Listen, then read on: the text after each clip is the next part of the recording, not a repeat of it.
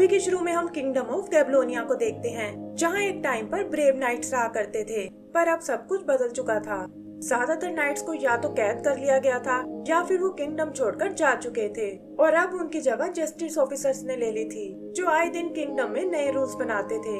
यही हम एक लड़के जस्टिन को देखते हैं, जो इस बदलाव से बिल्कुल खुश नहीं है, क्योंकि वो खुद भी बचपन से एक नाइट बनना चाहता था।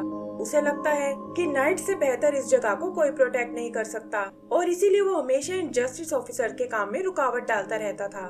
जस्टिन एक बहुत ही रिच फैमिली से है और उसके डैड टाउन के सबसे बड़े लॉयर हैं। वो जस्टिन को भी अपनी तरह एक लॉयर ही बनाना चाहते हैं, लेकिन जस्टिन कहता है कि मैं तो एक नाइट बनना चाहता हूँ। उसके डैड इस बात से बिल्कुल एग्री नहीं होते और उसे समझाते हैं कि कानून के हिसाब से नाइट बनना इलीगल हो चुका है और तुम्हें इस पागलपन को भूल जाना चाहिए। तब जस्टिन उन्हें अपने दादा सर रोलैंड की याद दिलाता है, जो एक टाइम पर यहाँ के सबसे ब्रेव नाइट थे, लेकिन उसके डैड उसकी एक नहीं सुनते और कहते हैं कि तुम्हारा लॉयर बनना फाइनल हो चुका है। जस्टिन उदास होकर अपनी दादी से मिलने जाता है, जहाँ उसके दादाजी का एक आर्मर रखा हुआ है। वो देखता है कि आर्मर में लोहे की बजाय एक लकड़ी की तलवार है, और तब उसकी दादी बताती है कि असली तलवार तो बहुत पहले चोरी हो गई थी, और अगर तुम उसे ढूंढकर वापस ले आओ तो तुम्हारे डैड को भी तुम पर विश्वास हो जाएगा। फिर वो उसे दादाजी के गोल्डन की देती हैं और कहती हैं कि इसे तुम्हें टावर ऑफ विजडम तक ले जाना होगा, जहाँ तुम्हारे दादाजी के दोस्त रहते हैं, और वो एक नाइट बनने में तुम्हारी मदद कर सकते हैं। जस्टिन उनसे टावर की लोकेशन पूछता है, लेकिन दादी कहती है कि उसे ढूंढना ही तुम्हारा सबसे पहला चैलेंज है। यहीं दूसरी तरफ हम हेराकियो को देखते हैं, जो उन नाइट्स में से है जिन्हें क्वीन ने राज्य से बैनिश कर दिया था, और अब वो क्वीन से इसका बदला लेना चाहता है। तभी उसका साथी डैन वहाँ आता है, जो किंगडम की आर्मी का एक पुराना सोल्जर था, और हेराकियो उसे कहता है कि आज रात हम अपना प्लान पूरा करने वाले हैं। आगे हम डैन और उसके साथियों को प्रिजन के पास देखते हैं, जहाँ वो मेन गार्ड को बेवकूफ बनाकर अंदर पहुँच जाते हैं। पता चलता है कि वो यहाँ कैद पड़े नाइट्स को छुड़ाने आए हैं, ताकि हेराकियो अपने लिए एक आर्मी बना सके, पर गार्ड को उनकी चालाकी का पता चल जाता है। वो उन्हें रोकने के लिए अपने सोल्जर्स बुलाता है, लेकिन डैन और उसके लोग चकमा देकर वहाँ से भाग निकलते हैं। उधर जस्टिन अपने बचपन के क्रश लारा से मिलने जाता है, ताकि जाने से पहले उसे अलविदा बोल सके, लेकिन वो ये नहीं जानता था कि लारा एक नंबर की सेल्फिश लड़की है और उसे जस्टिन के प्यार में कोई इंटरेस्ट नहीं है।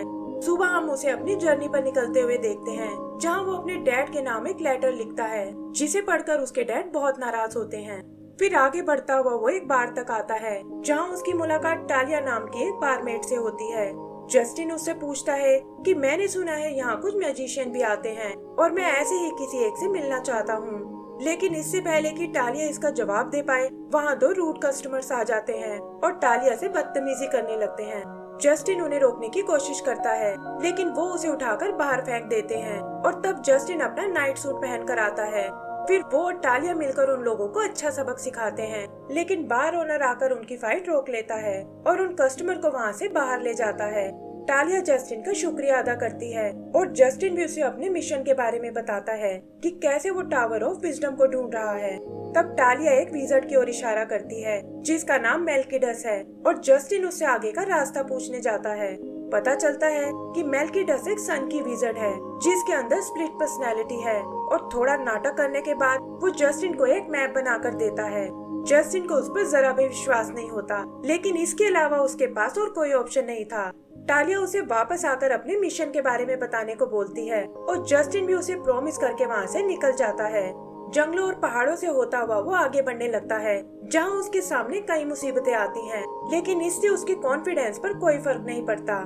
यहाँ से सीन बदलकर किंगडम पर आता है, जहाँ जस्टिन की दादी क्वीन से मिलने आई है, और उनकी बातों से पता चलता है कि क्वीन को अपनी गलती का एहसास हो चुका है कि उसे नाइट्स को बैनिश नहीं करना चाहिए था, क्योंकि इससे किंगडम की सेफ्टी खतरे में पड़ गई है।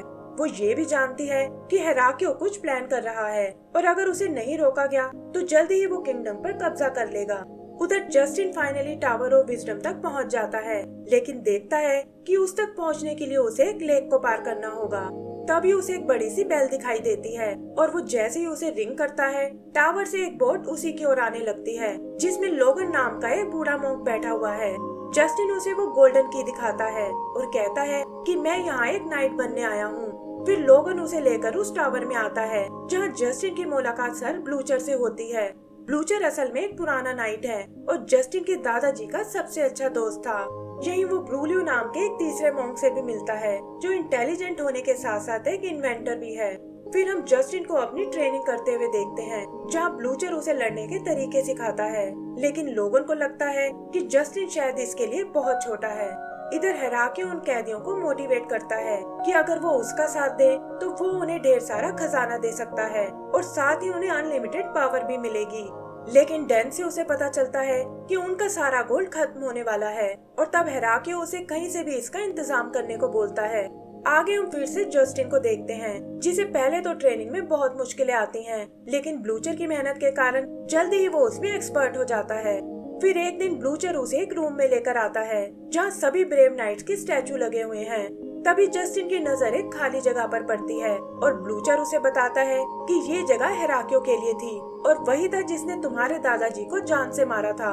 फिर वो उसके दादाजी के स्टैचू पर आते हैं जिसके सामने उनकी तलवार का बॉक्स रखा हुआ है।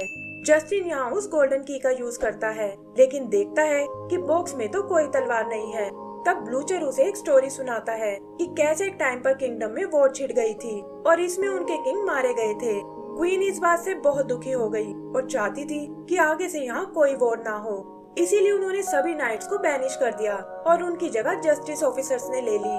लेकिन हेराक्लियो को ये बात बिल्कुल पसंद नहीं आई और इससे पहले कि वो क्वीन को मार पाए, जस्टिन के दादाजी उसे रोकने बीच में आ जाते हैं। हेराक्लियो धोखे से उनकी तलवार छीन लेता है और उसी से उन्हें मार डालता है। फिर वो उस तलवार को लेकर कहीं गायब हो गया और राज भी अपना बदला लेने के लिए तैयारी कर रहा है। जस्टिन उसे प्रॉमिस करता है कि मैं हेराक्लियो को ढूंढ निकालूंगा और उसे मारकर उस तलवार को वापस ले आऊंगा। तभी उन मॉन्क्स को एक मैसेज रिसीव होता है जिसमें लिखा है कि हेराक्लियो की आर्मी तैयार हो चुकी है और जल्दी ही वो किंगडम पर अटैक करने वाले हैं। ब्लूचर जस्टिन के साथ जाकर उसे रोकना चाहता है, लेकिन लोगन को लगता है कि जस्टिन इसके लिए बिल्कुल तैयार नहीं है। फिर ब्लूचर के समझाने पर वो एक कंडीशन रखता है कि हमें जस्टिन का एक फाइनल टेस्ट लेना होगा और अगर वो फेल हो गया तो हम उसे घर वापस भेज देंगे। अगले दिन वो उसे ट्रेनिंग ग्राउंड में लाते हैं जहां उसका सामना ड्रैगन बने क्रोकोडाइल से होने वाला है और इसे ब्रूलियो अपने रिमोट से कंट्रोल करेगा। ब्लूचर को यकीन है कि जस्टिन इस चैलेंज को आराम से पार कर लेगा और होता भी ऐसा ही है। जस्टिन किसी तरह उस क्रोकोडाइल को कंट्रोल कर लेता है, लेकिन इससे उसकी उड़ने वाली मशीन बंद हो जाती है और जस्टिन सीधा नीचे ग्राउंड पर आ गिरता है। मोंग देखते हैं कि उसकी सांसें बंद हो चुकी हैं, लेकिन लोगन अपने स्पेल से उसे होश में ले आता है और कहता है कि ये इस टेस्ट में फेल हो गया है। वो लोग उसे वापस घर जाने को बोलते हैं और ब्लूचर जाते हुए उसे अपनी तलवार गिफ्ट करता है और कहता है कि शायद ये तुम्हारे किसी काम आ जाए। जस्टिन वहाँ से निकलकर सीधा टालिया के पास आता है और बताता है कि मैं एक नाइट बनने में फेल हो गया हूँ, लेकिन टालिया उसे खुद पर भरोसा रखने को बोलती है। यही उनकी नजर क्लोरिक्स नाम के एक नाइट पर पड़ती है और टालिया कहती है कि मुझे तो ये कोई फेक नाइट लगता है जो अचानक न जाने कहां से आ गया। तभी वहाँ वही दो आदमी आते हैं जिनसे जस्टिन पिछली बार लड़ा था और इस बार भी टालिया और वो मिलकर उन्हें अच्छा सबक सिखाते हैं। बार का ओनर टालिया को फायर कर देता है और हम देखते हैं कि टालिया और मेल के डसब जस्टिन के साथ आ गए हैं। यही हेराक्लियो भी अपनी आर्मी को ट्रेन कर रहा होता है और तभी डैन उसे बताता है कि आज रात लारा की बर्थडे पार्टी होने वाली है जो टाउन के सबसे अमीर आदमी की बेटी है और अगर हम उसे किडनैप कर लें तो उसके डैड हमें ढेर सारा गोल्ड दे सकते हैं। उधर जस्टिन भी अपने दोस्तों के साथ उसी पार्टी में आता है, लेकिन देखता है कि लारा तो उस फेक नाइट क्लोरेक्स के साथ है। वो डांस के बहाने लारा से बात करने जाता है, लेकिन तभी वहाँ डैन और उसके आदमी आ जाते हैं और कहते हैं कि हम यहाँ लारा को किडनैप करने आए हैं। जस्टिन उन्हें रोकने की सोचता है, लेकिन डैन के लोगों का मुकाबला नहीं कर पाता। यही क्लोरेक्स को इन सब की बिल्कुल फिक्र नहीं थी, लेकिन वो गलती से डैन और उसके लोगों को डरा देता है और वो भी उसे एक असली नाइट समझकर भाग निकलते हैं। लारा जस्टिन का बहुत मजाक उड़ाती है और कहती है कि तुम्हें भी अपने डैड की तरह एक लॉयर ही बनना चाहिए। रात को वो क्लोरेक्स को अपनी फैमिली के बारे में बताती है कि कैसे उनके पास बहुत सारी दौलत है।